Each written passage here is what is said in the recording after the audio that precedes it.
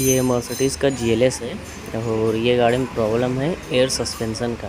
तो गाड़ी ना आगे फ्रंट राइट से बैठ जाती है और फिर कैसा मतलब बैठ गई है, बैठ जाती नहीं है और ये गाड़ी उठती नहीं है स्टार्ट कितना भी करो। और इसमें ना थोड़ा भी स्पेस नहीं है, देखो एक उंगली भी नहीं जाती। और मैं आपको दूसरी साइड का बता देता हूँ, लेफ़्ट साइड का उधर कितना गैपिंग है। तो ये देखो लेफ़्ट साइड है, इधर पूरा 4 उंगली जा रहा है, मतलब इधर हाइट है और राइट में हाइट नहीं है। ये देखो इतना 4 उंगल जा रहा है, तो इतना भी राइट में होना चाहिए लेकिन राइट में इतना नहीं है। तो एक बार वापस से दिखा देता हूँ, बिल्कुल ही गैप नहीं है क्योंकि ये गाड़ी ना बैठ गई है। फिर इसका जो एयर सस्पेंशन वो पूरा बैठ गया है, ये देखो ये एकदम ही पूरा बैठ गया है। ये देखो बिल्कुल हाथ ही नहीं जाता है और इतना नहीं होना चाहिए। और ये गाड़ी मतलब पटकती है, बहुत पटकती है क्योंकि जब बैठ जाती है तो पटकती है। तो ये चीज़ को भी मैं चेक करूँगा, ये इसका जो पाइप है, पाइप निकालूँगा, मैं इसको हवा भरूँगा, उसके बाद मैं चेक करूँगा, डायग्नोस करूँगा फिर किधर क्या प्रॉब्लम है अपन वो भी देखेंगे। तो सबसे पहले मैं ये 10 का पाइप खोल लेता हूँ। ये 10 का पाइप खोलने के बाद मैं लगाता हूँ इसमें दूसरा पाइप और सबसे पहले मैं इसका लीकेज चेक करता हूँ और फिर इसका वॉल ब्लॉक जो है वो सब भी मैं चेक करूँगा। तो मैं कुछ इस तरीके का एडिक्टर बना के रखा हूँ, अब इससे मैं हवा भरूँगा फिर चेक करते हैं।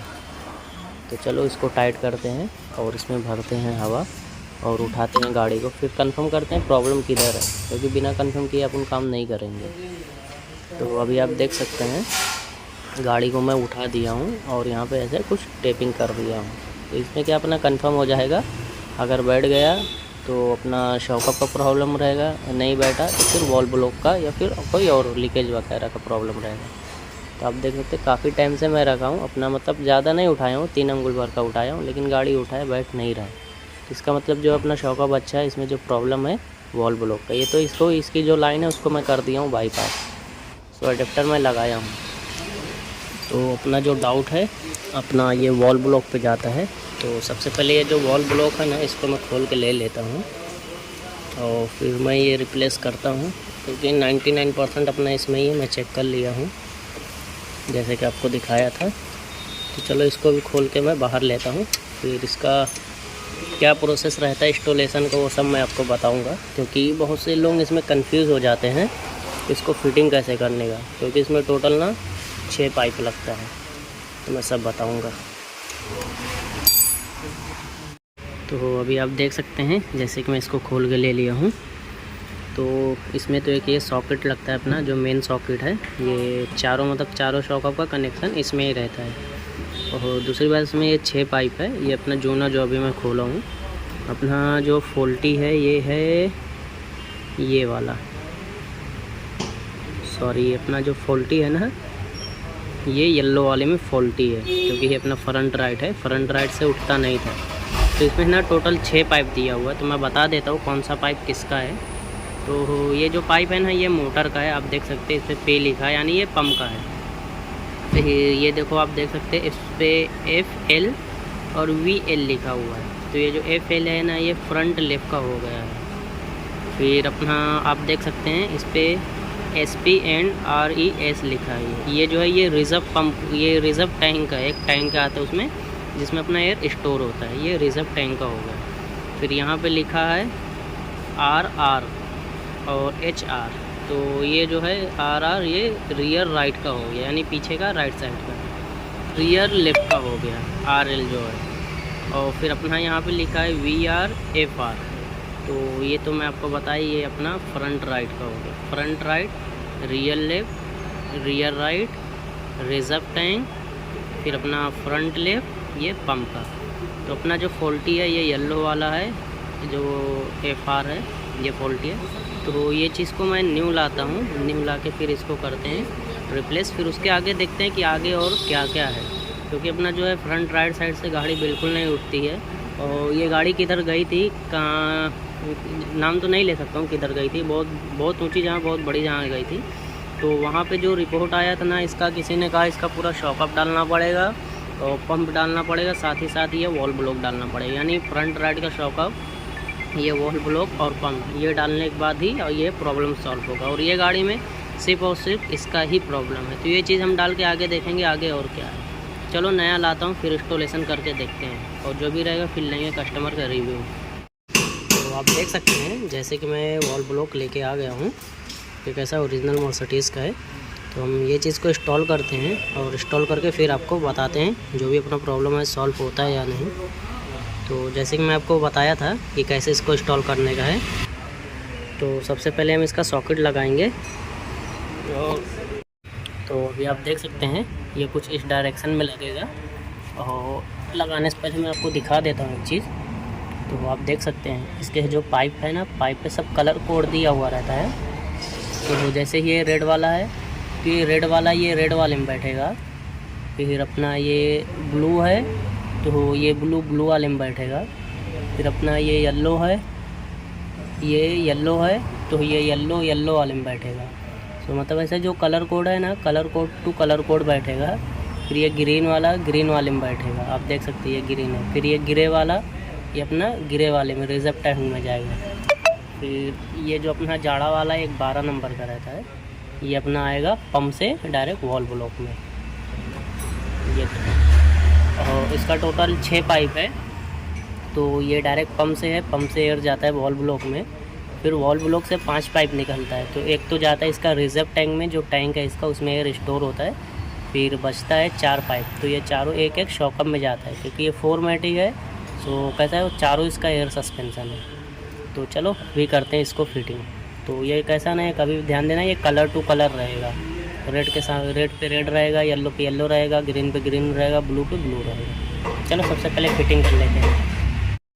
तो अभी आप देख सकते हैं मैं फिटिंग करके ले लिया हूँ।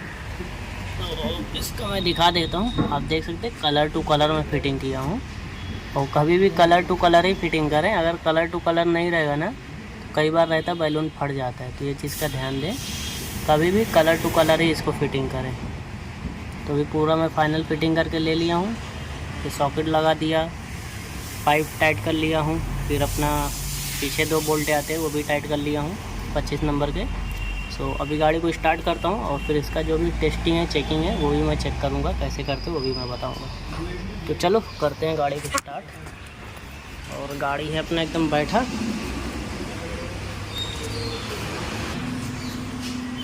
तो मैं करता हूँ गाड़ी को स्टार्ट, और कांच डाउन करते हैं, और करते हैं स्टीयरिंग को सीधा,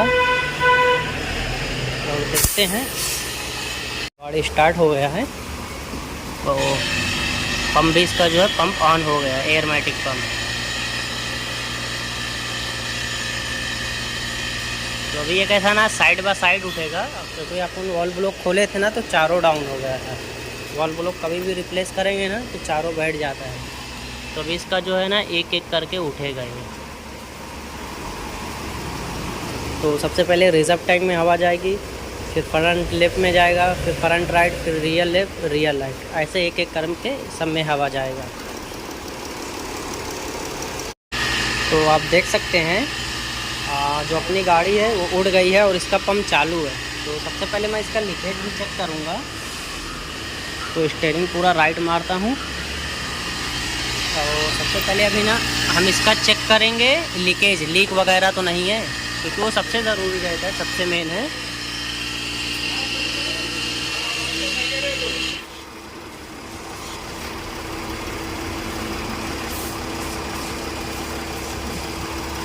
ये लीकेज करना सबसे ज़रूरी है। देखिए मैं साबुन पानी मार दिया हूँ, नहीं ये मैं फॉर्म मार दिया हूँ, तो लीक रहेगा मालूम पड़ जाएगा।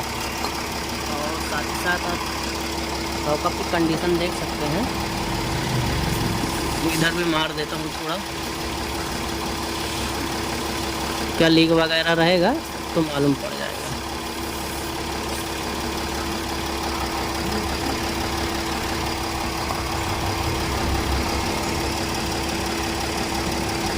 तो शॉकअप में तो ऐसा कुछ नहीं दिख रहा है, और इधर भी ऐसा कुछ नहीं दिख रहा है,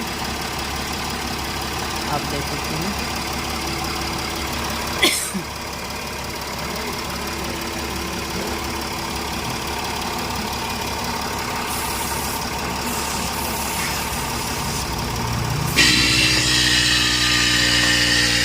इसका पंप जो है वो ऑन हो गया है।